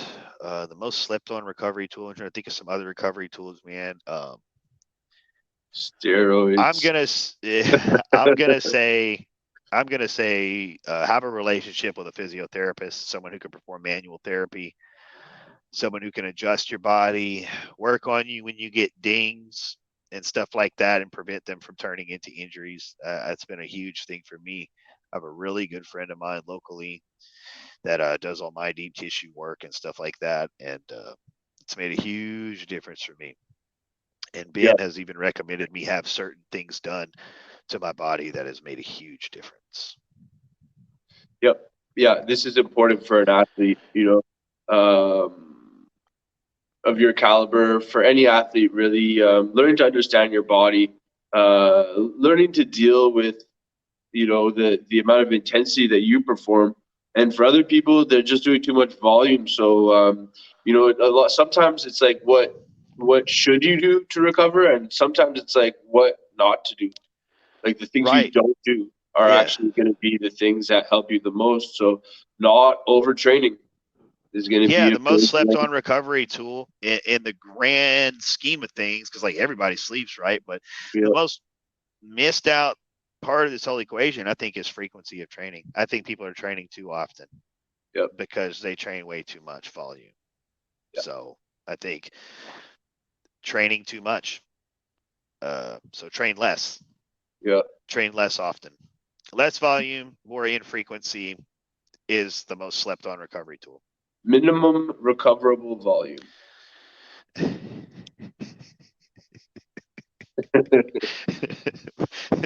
And it's not 12 to 20 cents. Dude, it's not maximum recoverable volume. Yeah. Minimum recoverable volume.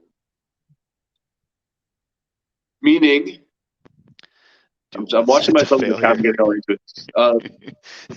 Meaning that you're going hard, you're hitting enough exercises that allow you to hit that button and get the hell out, go sleep, go eat, go get your therapy done for yourself. That's your minimum recoverable volume. Maximum intensity. Maximum intensity, minimum volume. Mhm. That's what you want. Okay. Hey, Primark, how are you warming up before exercising, and are you doing anything afterwards, like stretching? I don't Fuck typically that shit, stretch. you big fucking pussies. No, I'm kidding. I don't do much stretching lately, just because my hamstrings stay so tight. I'll stretch them after I train legs, but I do not stretch before. Warming up, I do rotator cuff warm ups with a little band. So I'll do some little rotate outs, turn around, rotate in. I'll do like 15 to 20 per direction, switch arm, 15 to 20 per direction, switch arm. I'll do that switch about 3 or 4 times anytime I train upper body, just to get my rotator cuffs warm. And that's pretty much it. Warming up specifically for a movement is going to be kind of like how we talked about earlier. I'm going to acclimate myself to the movement pattern, grab it extremely lightweight, do 10 really controlled slow reps that aren't going to exert me at all, get used to the movement, right? Then I'm going to acclimate myself to the weight I'm going to be using, doing small sets of 3 to 5 reps, working my way up till I feel comfortable performing my top set. After I do one all-out max effort set to failure, I'm pretty hot, and I probably won't need to warm up moving forward on any of the other isolation movements. Yeah. It's really simple. Warm up. Do not exert yourself seriously. Just build confidence on what you're about to do. Yeah, there's a few little things that I'd like people to do. So the one thing I'll say about stretching is that your negatives, your eccentric portion of your movement is all stretches. If you train in full range of motion, then you're stretching.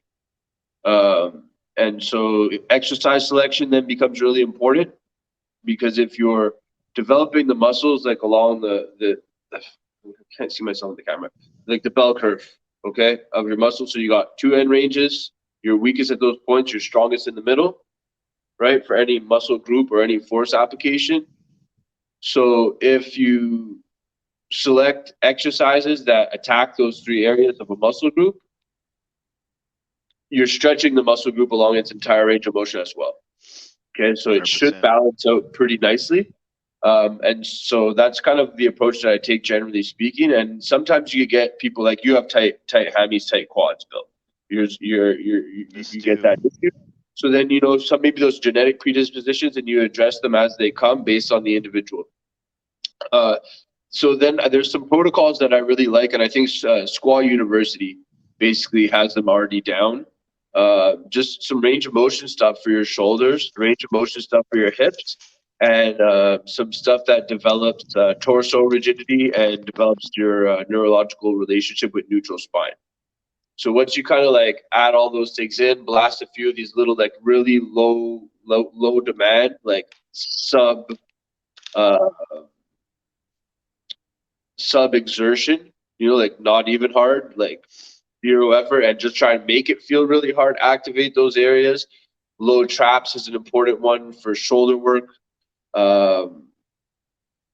Anyways, I don't need to elaborate too much, but you hit us up, guys, if you want different warm-up protocols or different kind of like so the way that I approach it now, Billy kind of handles more of the programming stuff for the acute work, the really heavy work.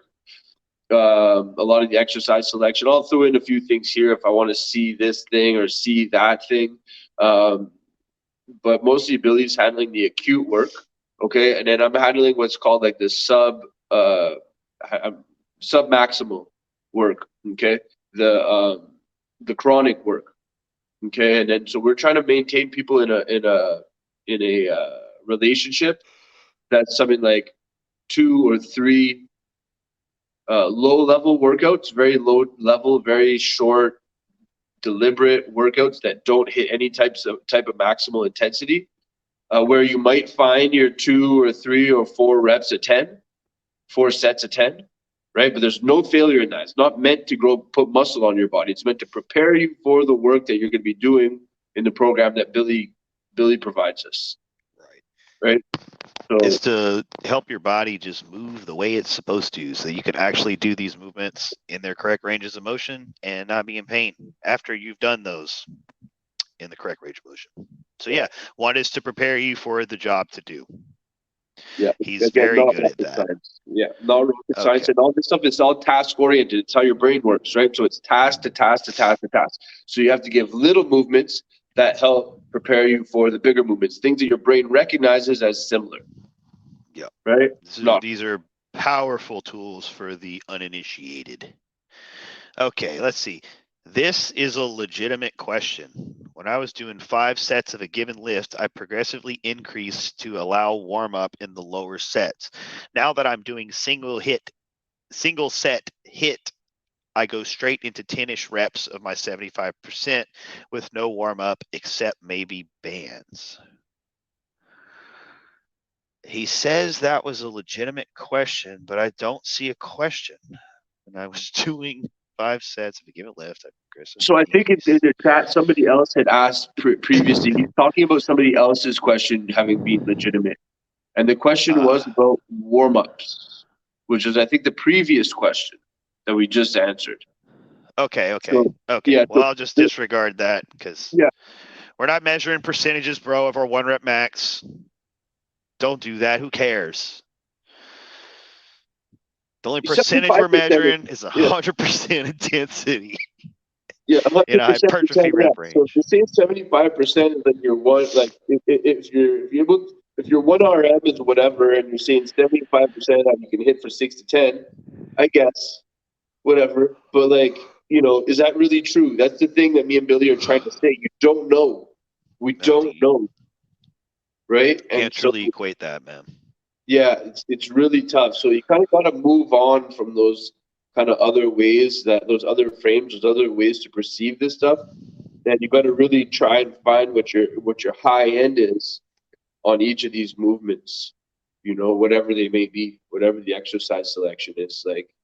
Like try and kill yourself in that one set, try and die and see what happens. You won't die. You won't die. That's for And sure. if you do, you'll dine in Valhalla That's right. for being such an absolute unit. Yeah. Okay, this next question is I'm not sure how to ask this question. What is your favorite exercise to mog? People. Yeah, to mog people with. It's gonna be being present in the lives of my children and remaining in a committed relationship with my wife. That is the ultimate way to mog people. Those people won't do that. Yeah. No, that's the right way to do it. Right? That's the whole. That's, It's definitely it's the not. best way. Yeah, it's definitely not to go and make like weird, lame jokes about porn, and you know, Yeah. basically, you know, be a big giant like liar, like Doctor Mike. That's not the way to mock people. Yeah. Uh, Not to Today's confuse people. shit on Doctor Mike day for me, anyways. Billy's being very, very nice, and I'm not prepared to extend that. I just want to take his ideas and unpack them. And Yeah, the box I is know. empty. The I want box to is just be. empty. There's nothing in there I for want me. to speak to him personally.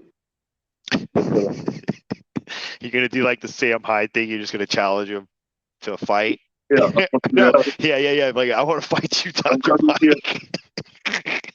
You're like we should well all the donations will go to we'll go to cameos where we will have celebrities reach out and say messages to Dr. Mike. Yeah. That would be fun. He's like a brown belt in BJJ or something. He probably like, even though he's like 5'1" and I'm 6'2", he weighs probably more or the same as me. At least probably more actually. And then so also just BJJ. He probably just like jump on my back row and choke me out like a little like badger, and I'd probably be cooked. So whatever, man. That'd be, Too bad for me, but it's just you're not that'd be exempt bad from for this you, stuff, but man, wow. you get paid per view, bro. It's all about paper. It's all about a PPV, bro. Hey, It's all about getting rich. This is about getting rich. It's about making money, Bill. So that's it, bro. Who cares? Take that L, bro. Take it to the bank. Yeah, I'll let that little overgrown You badger heard? choke me out, man. The little bald Russian badger choke me right out. The next question is, how do I cut without losing muscle? Don't cut too fast. You know, increase your protein intake. Make sure you have adequate protein intake. Your muscle's not going to disappear unless you give your body a reason for it to disappear. Are you starving to death? Yeah, go slow. Yeah, Just go slow, man. Just go slow. Why are The you in a more- rush?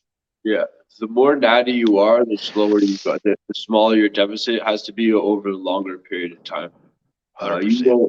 You won't really lose muscle. Like if you're geared up, you could go more drastic. You might lose a little, but not that much. Things like Anavar really prevent muscle loss. Like even a small amount of Anavar will prevent like any muscle loss almost at all. Yeah, if you're totally natty, then just go slow, dude. That's what natural bodybuilders do anyways. They go really slow. 6 month cut, 6 month bulk, 6 month cut. Yeah. I've seen it. Yeah, It's a there you go. long time to diet. Yeah, it sucks. Long But it's time. mild. Yeah, and that's why like natural bodybuilders, it's like if you look really, really, really good and you can like truly claim natty, it is like something to be revered to a certain extent. Like if you can really max out your muscle mass and get super lean, natural, then you're probably a very disciplined person. You've dealt You've dealt with the bitch in you, right, Goggins?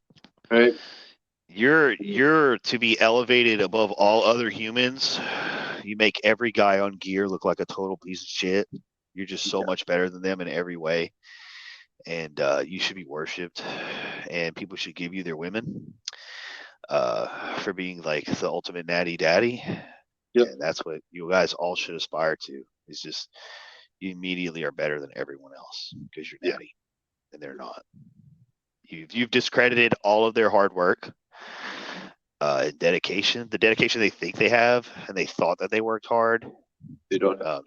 You've proved them all to be pussies by being an elite natural. All right, here's Daddy guys, my thing with daddy here's guys is they have such skinny necks, bro. When they cut, after they cut their necks, they're so skinny, bro, and they have no traps. It looks funny, bro. It looks weird. You guys look weird, just so you know, okay? Like, yeah, like you are better, like ethically and morally than the others, perhaps. Arguably, I would really adhere to this, but you look like aliens. You look like Trevor and Corey from Trailer Park Boys.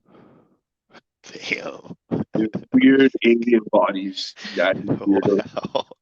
I did not expect that reference. Okay. Here's a really retarded question. I don't know why you sent me this or why you typed this out. I did. All right, Primark. What's your opinion on hopping on a test cycle to achieve your natural limit quicker than come off, ending up possibly bigger than you could have achieved naturally? Blair, for instance. What, dude? Like, do I have to read that again? Because it was so dumb, I don't even want to address it. What is your opinion on hopping on a test cycle to achieve your natural limit and then come off, ending up possibly bigger than you could have achieved naturally? Dude, I'm going to mute you in the chat for 2 days and you think about what you did. You're muted for a week. You're muted, bro. For that shit. You don't get to talk. You don't get to type anymore, man. That was so dumb. If you hop on a test cycle, you did not achieve your natural limit, bro. You achieved your hopped on a test cycle limit. And if you stayed big when you came off, good job. You kept some gains. I don't know. I got tears in my eyes. I was so dumb and funny. I don't even know what to do with that, man. And I'm glad that was the last question because I couldn't do another one of those. Yeah, I said I asked the boys for a life advice question and an industry related question, but now I didn't see any come through, so you don't get any advice for your lives, boys. I know you're all retarded. I said the R word, I'm not supposed to say it. Anyways, now it's said, but you are, and you know you are. So you could ask me later in chat about how to be less of an R word. If your friends, I got one from old Girth Quake over here. If your friends lie for you, will they lie to you as well?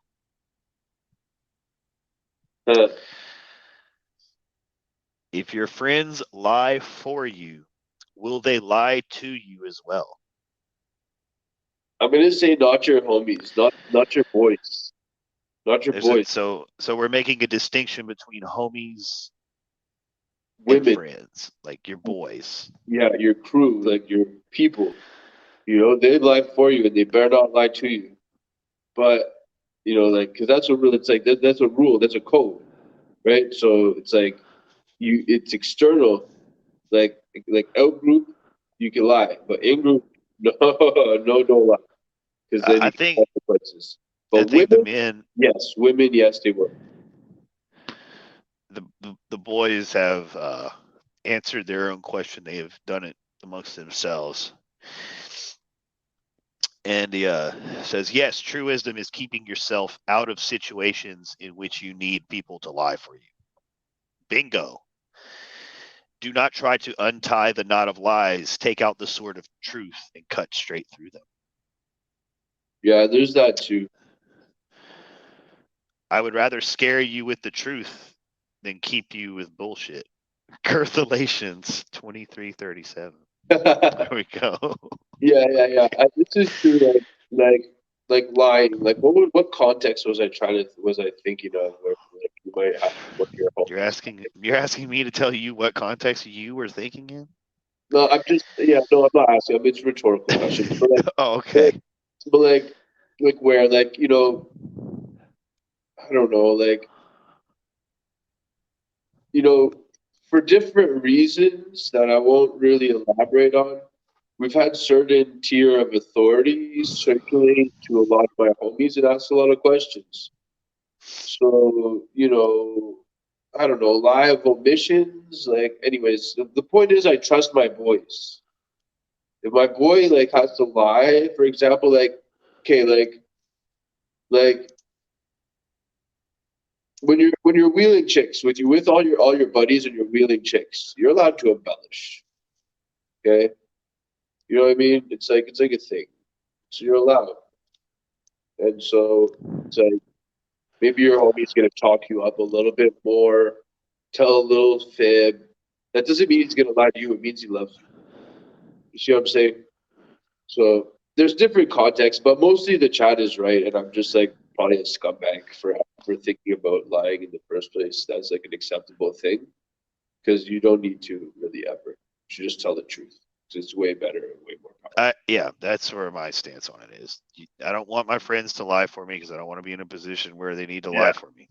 Aquila, they need to lie for me, man. I'm in a bind. Aquila exposed. I lied. Sometimes I've lied in the past. Let's say that. I have a history of this, and I'll admit to it. And the one thing that I refuse to do is lie to my homies. I don't lie to my brothers. Never would do it. So that's where I come with the logic. Only lie to the Internal Revenue Ministry. The Ministry of Internal Revenue. That's the one you want to lie to. External, lie. Internal, no lie. There we go. There we have it. Well, and what about fitness industry? We already went through enough fitness industry stuff. We don't need to talk about that. Yeah, I mean, we pretty much we summed all that up. I mean, RP is a regurgitation of what's been around for the last 50 years. It's just a regurgitation to be able to create a reason to maintain this 12 to 20 set system. That's it. That's all it is. And the deeper you dig into it, the more confused you're going to be. I got off the phone with a client on a phone call yesterday, a new sign up, and I was teaching him heavy duty. I was teaching him the theory of hit, and I keep using RP as an example of why, what's the distinction, right? These guys try to measure intensity. We say you can only measure 2. Right. And I kept bringing up RP as the example of this stuff. And the guy's like, oh, man, I tried to follow that. I tried to learn that stuff. And I just kept going in circles. And then I eventually just started to degress. And I got really hopeless. Then I just started trying to eat more food, thinking that would help. And then I just got fat. It's like that is the logical thing that will happen if you do that, man. It's true. And then so what they're hoping is that you'll just buy their service. After you'll get so confused, you're like, I can't figure this out on my own. Please, somebody help me. Here's some money, RP. Yeah. And $10 million a year business these guys have, man. Plus, so come see us, you guys. Make us rich. And we'll help you, and you'll get rich too, somehow. I don't need to be rich. I just need some baby formula. Baby formula is really expensive, guys. Send me I some need baby to be rich. Or breast milk. It's not for me. Yeah. I want to own giant gyms just like Andrew Tate owns casinos. And I want all you little dudes out there running the hustle. and pumping my stuff up, so that I can be a rich person and traffic in muscles and not humans, not women. Not humans. I'm a muscle trafficker. All right? Muscle trafficking. Huh? Yeah. I don't know, man. It's kind of you sound like the next Joe Weider over here. Yeah, that's fine, dude. It's like whatever. Traffic some muscles, man. We have to play the game, man. That's what they need. That's what they want us to do, dude. They want us to try and get in there and be little traffickers. Traffickers. I'm able to see lie external, tell the truth internal. That's the rules. I'll do that with fitness if that's what it takes. But we don't lie to you guys. So. Never. You're internal. Right? You're in our hearts. Yeah. You're in our hearts. That's where we keep you. And I'm in your walls. And I'm coming to your house. I'm outside right now. I'm coming to your house in real life. That's it. I think that's it, Bill. I think we're done, bro. Thank you, Primo Minister Justin Trendo, for being on the board and holding us down. Sorry for the intro. It was a bit of a shit show there, but whatever. We got through it, and we're here now, you guys. And we love you. I don't even remember what happened. I've disappeared, then you disappeared, then you had no audio, then I fell off. Oh yeah, we boomered out, doing some boomer stuff, boomanigans. Cool. It's this damn app, man. It's cool. We're live. We're live. Very last thing I'll say is we're all gonna make it, bros. We're gonna make it, bros. Look at that. I hate this shirt. It's small. This Your thing lighting- sucks, your lighting- man. Your lighting's just making you fly, but you don't stress out. Let's go. Here we go. Just gotta to prove that I'm not that small. I'm not as small as I appear. No. Next episode, Tequila goes jerseys off. Okay, you guys. Yeah. Next Next time you wear the stringer in the bad light, I'll wear the hoodie. Okay, straight. Sold. Fam.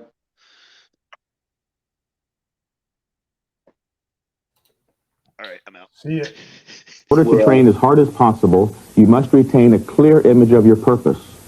Once your goal is sharply but realistically defined, all that remains is carrying out your plan. Don't, however, worry about your individual potential. Potential is only the expression of a possibility, something that can be assessed accurately only in retrospect. In other words, you'll never know how good you might have become unless you try. So let's get with it.